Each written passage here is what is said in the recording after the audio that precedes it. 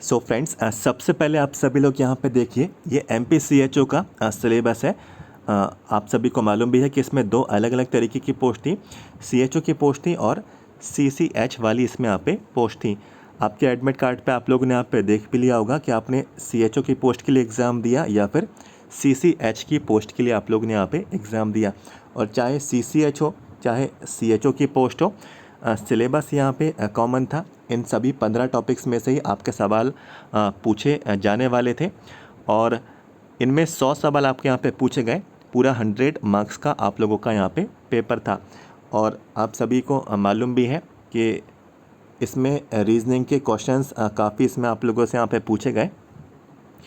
इसी से संबंधित आज का अपडेट हमारा यहाँ पे रहेगा। और यदि किसी कैंडिडेट को यदि ऑब्जर्वेशन रेस करनी है, ठीक है, मैं रीजनिंग की बात यहाँ पे नहीं कर रहा हूँ। यदि किसी कैंडिडेट को यहाँ पे लग रहा है कि कोई क्वेश्चन यहाँ पे इनवैलिड दिया गया है, कोई क्वेश्चन यहाँ पे रॉन्ग है, और यदि कोई भी क्वेश्चन यहाँ पे आउट ऑफ द सिलेबस है, ठीक है, यदि क्वेश्चन यहाँ पे किसी के ऑप्शन जो है मोर देन 1 है, ठीक है, एक से ज़्यादा ऑप्शन सही है, तो यदि किसी भी कैंडिडेट को लग रहा है यदि कोई सवाल इंग्लिश हिंदी ट्रांसलेशन में आपको यहाँ पे समझ में नहीं आ रहा है, वो गलत दिया है, तो इन सभी चीज़ों पे जो है आप लोग अपना ऑब्जर्वेशन, दावा आपत्ति आप लोग यहाँ पे रेस कर सकते हैं। तो इसके बारे में भी इंफॉर्मेशन आज के इस अपडेट में हम लोग यहाँ पे कवर करेंगे, कैसे करना है और इसमें क्या फ़ीस का पेमेंट आपको करना होगा या फिर नहीं, तो क्या प्रोसेस है, ये सारी इन्फॉर्मेशन मैं आपको इसमें यहाँ पे दिखाने वाला हूँ। बिल्कुल भी टाइम वेस्ट नहीं करते हैं, सीधे से बढ़ते हैं इन्फॉर्मेशन की ओर। तो सबसे पहले यहाँ पे जो रीजनिंग वाले पार्ट है, तो कुछ कैंडिडेट्स यहाँ पे बोल रहे हैं कि मेरा जो एग्ज़ाम था, मेरी जो एग्ज़ाम की जो शिफ्ट थी, इसमें 3 से 4 रीजनिंग के सवाल एग्ज़ाम में यहाँ पे आपके एग्ज़ाम में पूछे गए। तो देखिए, रीजनिंग के सवाल के बारे में यहाँ पे मैं क्या बोलूँगा, पूरे जितने भी 15 टॉपिक्स हैं, 15 टॉपिक्स जितने भी हैं, इसमें किसी भी टॉपिक्स में रीजनिंग का जो है इस तरीके का वर्ड कहीं भी नहीं लिखा। आप लोग ये नहीं कह सकते हैं कि रीजनिंग इसमें आएगी। आप लोग देख भी लें, आप लोग पढ़ भी लें इन 15 टॉपिक्स में कि क्या आप लोगों को यहाँ पे कहीं पे रीजनिंग का पार्ट यहाँ पे लिखा हुआ है या फिर नहीं है। लेकिन जो रीजनिंग के सवाल आपसे पूछे गए वो किस पार्ट में पूछे गए, वो मैं आपको यहाँ पे बता देता हूँ। वो पूछे गए एनालिटिकल एंड कम्युनिकेशन स्किल, ठीक है। तो इस पार्ट में आपके रीजनिंग के सवाल पूछे गए। तो जिन्होंने पेपर बनाया और जिन्होंने ये एग्ज़ाम कंडक्ट कराया, तो उनके हिसाब से तो वैलिड है कि 15 नंबर के इस वाले टॉपिक में से आपके रीजनिंग के सवाल आपके यहाँ पे आना चाहिए। तो ये तो थी उनकी बात। लेकिन आप लोग कैंडिडेट हैं, तो क्या आप लोगों को इससे ये शो हो रहा है कि रीजनिंग के सवाल इसमें यहाँ पे पूछे जाएंगे या नहीं? यहाँ तो सिंपल ये लिख दिया गया है कि एनालिटिकल। तो एनालिटिकल से हम लोग यहाँ पे क्या समझे, एनालिटिकल स्किल्स, तो क्या ये समझे, या फिर हम लोग यहाँ पे इसको एनालिटिकल रीजनिंग, ये हम लोग यहाँ पे इसको समझे।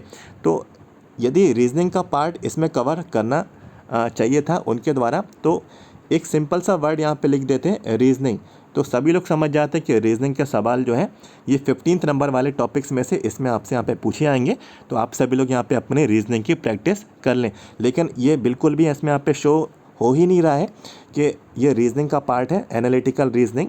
और एनालिटिकल के साथ देखिए क्या लिखा है, कम्युनिकेशन स्किल। तो एनालिटिकल स्किल्स भी दोस्तों एक पार्ट होता है। आप लोग को मालूम है कि कम्युनिकेशन का जो टॉपिक है, इसमें एनालिटिकल स्किल्स ये भी एक तरीके का टॉपिक है। तो इसमें ये कैंडिडेट यहाँ पे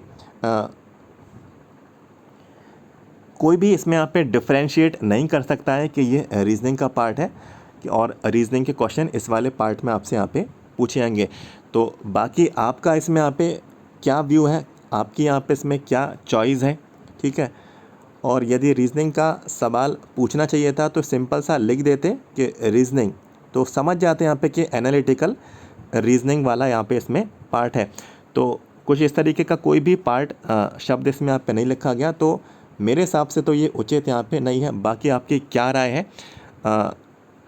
इस तरीके को लेकर, आप लोग यहाँ पे इस हिसाब से अपना ऑब्जर्वेशन को अरेज कर सकते हैं। ये आपकी चॉइस है, ऑब्जर्वेशन को अरेज करना, दावा आपत्ति आप लोग यहाँ पे प्रस्तुत कर सकते हैं। आप लोग बता सकते हैं कि कौन से इनवैलिड हैं क्वेश्चंस, कौन से आउट ऑफ द सिलेबस हैं, ठीक है, कौन से रॉन्ग क्वेश्चंस हैं। ये आप लोगों का यहाँ पे डिसीज़न रहेगा। और ऑब्जर्वेशन को रेस करना, दावा आपत्ति को प्रस्तुत करना, ये कंपलसरी नहीं है, ये आपकी मर्ज़ी है, ठीक है। ये आपकी चॉइस है, ये आपका डिसीज़न है, ये सभी को करने की यहाँ पे ज़रूरत यहाँ पे नहीं रहती। यदि किसी कैंडिडेट को लगता है कि कोई सवाल गलत है और रॉन्ग पूछा गया, आउट ऑफ द सिलेबस है, more than one option correct है, तो यदि वो कैंडिडेट ऑब्जर्वेशन को रेस करता है और ऑब्जर्वेशन को रेस करता है तो वो सही पाया जाता है, ठीक है, क्योंकि वो एक प्रूफ भी प्रोवाइड कराता है कि जो भी ऑब्जर्वेशन है उसकी ये सबूत है, ये होना चाहिए था, ठीक है, वो एक प्रूफ भी प्रोवाइड कराता है। तो यदि वो ऑब्जर्वेशन कैंडिडेट द्वारा सही पाया जाता है तो उस शिफ्ट के और उस एग्ज़ाम के सभी कैंडिडेट्स को मार्क्स यहाँ पे प्रोवाइड करा दिए जाते हैं। इसको हम लोग एक पॉजिटिव व्यू में भी यहाँ पे लेते हैं कि सभी कैंडिडेट्स को मिल रहे हैं इसके नंबर, तो अच्छी बात है। और आपको मालूम है कि एक एक नंबर से, ठीक है, एक एक नंबर से सिलेक्शन रुक जाता है और एक एक नंबर से ही सिलेक्शन यहाँ पे हो भी जाता है। और एक एक नंबर से 10 से 20 कैंडिडेट मेरिट लिस्ट में ऊपर नीचे हो जाते हैं। इवन 0.5 से भी जो है कैंडिडेट्स यहाँ पे काफ़ी नंबरों से ऊपर यहाँ पे नीचे मेरिट लिस्ट में यहाँ पे हो जाते हैं। इस चीज़ का मैथ तो आप लोग देख भी चुके होंगे। और जो रिसेंट जो आपका रिज़ल्ट भी आया था MP ग्रुप 5, तो उसके रिक्रूटमेंट में भी आप लोगों ने देखा होगा जो उसकी टॉप 10 कैंडिडेट्स की लिस्ट थी और कट ऑफ की लिस्ट थी और जो भी क्वालिफाइड कैंडिडेट्स की लिस्ट थी, तो उनमें कैंडिडेट्स के जो मार्क्स थे 0.5 नंबरों से कितने कैंडिडेट्स यहाँ पे मेरिट लिस्ट में ऊपर नीचे यहाँ पे हो गए थे। तो एक एक नंबर का मैथ तो रहता है, ये जो है आपको यहाँ पे समझने की बात यहाँ पे रहती है। अब देखिए 15 नंबर का पॉइंट जिसमें रीजनिंग आप लोगों से पूछी गई, तो मैं आपको आंसर की में भी दिखा देता हूँ। तो ये देखिए, ये आंसर की है। जल्दी से मैं आपको यहाँ पे दिखा देता हूँ, ज़्यादा समय नहीं लूँगा, नहीं तो ज़्यादा बड़ा यहाँ पे वीडियो भी हो जाएगा। सबसे लास्ट में आ जाते हैं, यहाँ पे ध्यान दें, एनालिटिकल एंड कम्युनिकेशन स्किल, ठीक है। रीजनिंग तो कहीं भी नहीं लिखा है, लेकिन सारे सवाल रीजनिंग के इसी पोर्शन में आपसे पूछ लिए गए हैं। कुछ सवाल देखिए यहाँ पे, जैसे कि ये सवाल आया है आपका, प्रोटेक्टर का संबंध एंगल से है, तो आपको बताना है कि स्केल का संबंध किससे होगा। तो ये तो देखिए आसान सा सवाल था, किसी भी कैंडिडेट का ये सवाल गलत यहाँ पे नहीं हुआ होगा। स्केल से लेंथ का ही संबंध होगा, ठीक है। तो ये तो आपका लॉजिक इस्तेमाल करते से ही ये आंसर यहाँ पे आपका आ गया होगा, तो इसमें आपको कोई भी दिक्कत यहाँ पे नहीं आई होगी। अब देखिए अगला जो सवाल है ये आपका ब्लड रिलेशन का पूछ लिया गया। हिंदी में इसको यहाँ पे रीजनिंग में रक्त संबंध यहाँ पे बोलते हैं। और इन तरीके के सवाल जो है ये लॉजिक से फाइंड आउट यहाँ पे नहीं होते, इन सवालों की आपको प्रैक्टिस यहाँ पे करनी पड़ती है, तभी इन सवालों के आंसर आपके निकलते हैं। तो मुझे मालूम है कि इसमें आपको काफ़ी दिक्कत आई होगी, ये काफ़ी कैंडिडेट का सवाल यहाँ पे गलत यहाँ पे हुआ होगा, क्योंकि इसके लिए प्रैक्टिस चाहिए, तभी इसका जो है आंसर यहाँ पे निकलता है। अब देखिए इसके बाद एक और सवाल था, ये उससे भी हाई लेवल का था। सीटिंग अरेंजमेंट का ये सवाल आपसे पूछ लिया गया कि 5 लोग यहाँ पे बैठे हैं और ये 5 लोग जो है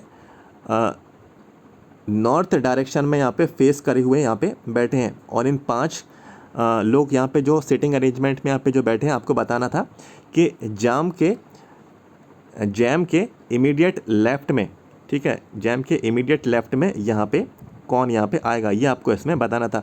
तो ये सवाल भी लॉजिक वाला नहीं है, ये सवाल भी जो है काफ़ी प्रैक्टिस के बाद ही यहाँ पे बनता है।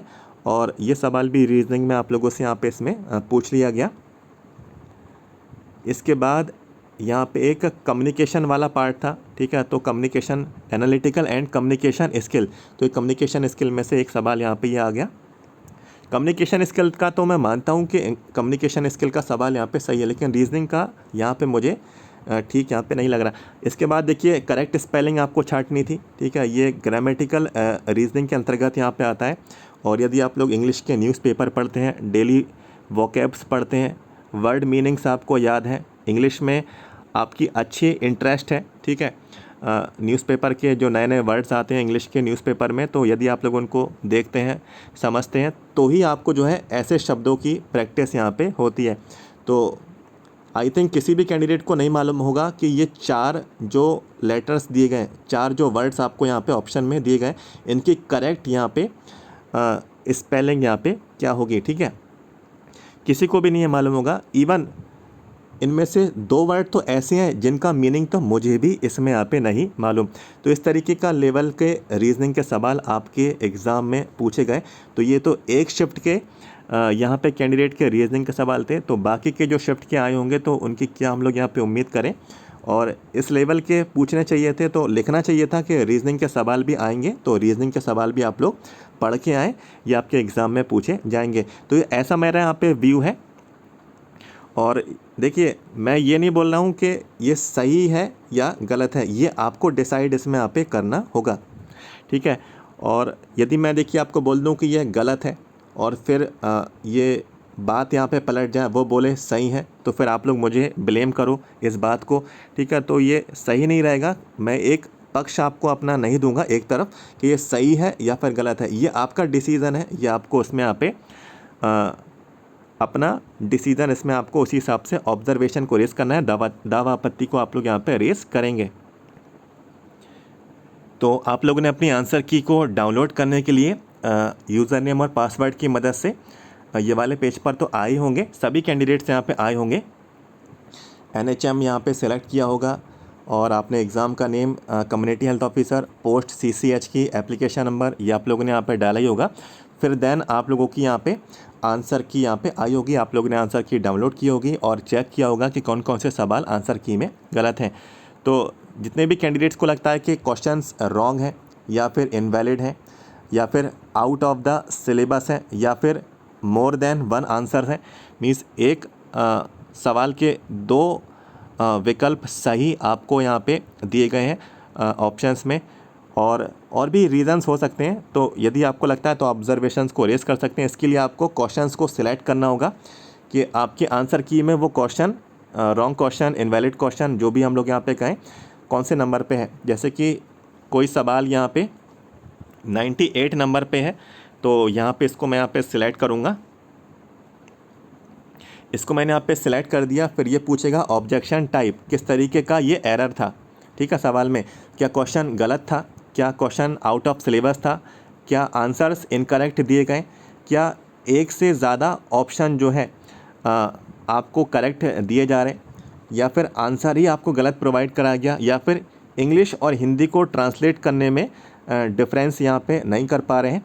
तो ये तरीके के ये सभी रीज़न्स आपको बताए गए। तो जिन किसी भी कैंडिडेट को जो भी सवाल पे लग रहा है कि वो गलत है या फिर ऑप्शंस आपको गलत दिए गए हैं, आउट ऑफ द सिलेबस है, तो आप लोग सेलेक्ट कर लीजिए। जैसे कि उदाहरण के तौर पे आउट ऑफ द सिलेबस मैंने आप पे सिलेक्ट किया।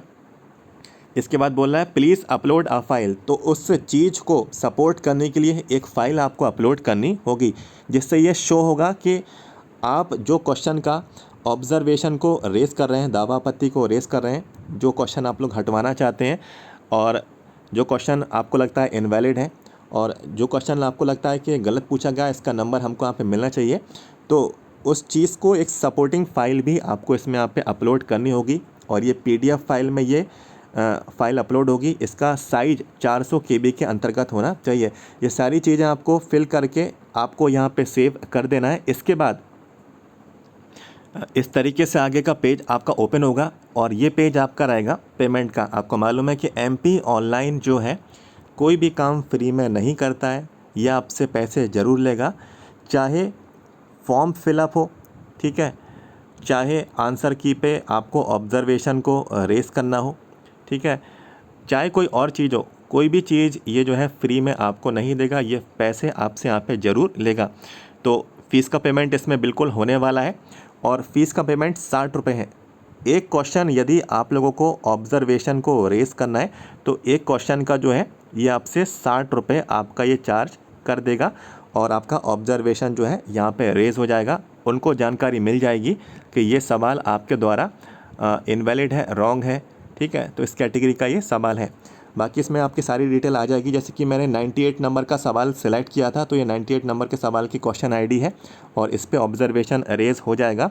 यदि आप लोग कियोस्क के माध्यम से करेंगे तो कियोस्क ID लगेगी। यदि आप लोग सिटीजन हैं तो सिटीजन पे क्लिक करके आप लोग अपनी डिटेल्स हैं पेमेंट की, आप लोग फिल करके ऑब्जर्वेशन को रेस कर सकते हैं पेमेंट करके। तो आप सभी लोग चाहें तो जो भी आपका ऑब्जर्वेशन है, आप लोग आपका डिसीज़न है, आप लोग ऑब्जर्वेशन को रेस कर सकते हैं, दावा आपत्ति को रेस कर सकते हैं। और कोई भी ज़्यादा पेमेंट नहीं है, 60 रुपये, ठीक है। एक क्वेश्चन पे 60 रुपये ले रहे हैं, तो एक क्वेश्चन पे या फिर 2 क्वेश्चन पे, जैसा भी आपकी इच्छा है, आप लोग ऑब्जर्वेशन को रेस कर सकते हैं। यदि ऑब्जर्वेशन आपके फेवर में रहता है तो मार्क्स बिल्कुल आपको यहाँ पे ज़रूर मिलेंगे। और most of the candidates, number of candidates या फिर मेजॉरिटी ऑफ कैंडिडेट्स यहाँ पे ज़्यादा रहती है, तो चांसेस यहाँ पे ज़्यादा रहते हैं कि वो क्वेश्चन को हटा दिया जाए, और वो जो क्वेश्चन हटेगा तो उसके मार्क्स यहाँ पे सभी कैंडिडेट को ज़रूर मिलेंगे। कुछ कैंडिडेट को ये भी सवाल आता है कि मैंने कर दिया है, ठीक है, तो मैंने कर दिया है ऑब्जर्वेशन को रेस, तो क्या इसमें अदर कैंडिडेट्स को बेनिफिट मिलेगा? बिल्कुल मिलेगा। कोई भी करेगा तो उस शिफ्ट के, उस एग्ज़ाम के सभी कैंडिडेट्स को यहाँ पे इसका बेनिफिट मिलेगा। और ये वाला जो पार्ट है क्वेश्चन को हटने का और नंबर को मिलने का, 1 नंबर एक्स्ट्रा मिलने का, ये नॉर्मलाइजेशन वाले पार्ट में आता है, ठीक है। हम कहते हैं ना कि नॉर्मलाइजेशन में मार्क्स यहाँ पे इस कैंडिडेट के बढ़ गए, तो कुछ ये भी एक फैक्टर रहता है कि क्वेश्चन कितने गलत पूछे गए और कौन कौन से कैंडिडेट्स ने रॉन्ग क्वेश्चंस को अटेम्प्ट किया, कौन कौन से कैंडिडेट्स ने रॉन्ग क्वेश्चन को अटेम्प्ट किया लेकिन सही किया, कौन कौन से कैंडिडेट्स ने अटेम्प्ट किया लेकिन उस क्वेश्चन को रॉन्ग यहाँ पे अटेम्प्ट किया। तो ये एक नॉर्मलाइजेशन की प्रोसेस है, तो ये नॉर्मलाइजेशन ज़रूर होगा। हर शिफ्ट में, हर एग्ज़ाम का नॉर्मलाइजेशन यहाँ पे रहता है। इसमें एग्ज़ाम के लेवल को इक्वल बनाया जाता है और देन जो है नॉर्मलाइज्ड मार्क्स आपको दे दिए जाते हैं। तो जो भी इन्फॉर्मेशन थी मैंने आप पे कवर की, और उम्मीद करता हूँ ये वीडियो काफ़ी इन्फॉर्मेटिव आप लोगों के लिए यहाँ पे रहा होगा। और आप लोगों का क्या सुझाव है, क्या आप लोग ऑब्जर्वेशन को रेस कर रहे हैं या फिर नहीं कर रहे हैं, तो कमेंट बॉक्स में जो है आप लोग ज़रूर बताना, आप लोग कमेंट ज़रूर करना। इन्फॉर्मेशन जो भी थी कवर की, और वीडियो को आपको लाइक कर देना है। आगे की कोई भी इन्फॉर्मेशन, जानकारी ना छूटे, चैनल को सब्सक्राइब कर लेना। और व्हाट्सएप ग्रुप से जुड़ना चाहते हैं हमारे, तो डिस्क्रिप्शन बॉक्स में लिंक है, आप लोग उस पर क्लिक करके ग्रुप आप लोग हमारा ज्वाइन कर सकते हैं। वीडियो के नीचे जाके सब्सक्राइब कर लीजिए, आगे के अपडेट्स भी आपको मिलते रहेंगे। तो मिलते हैं अगली वीडियो में। Thank you so much.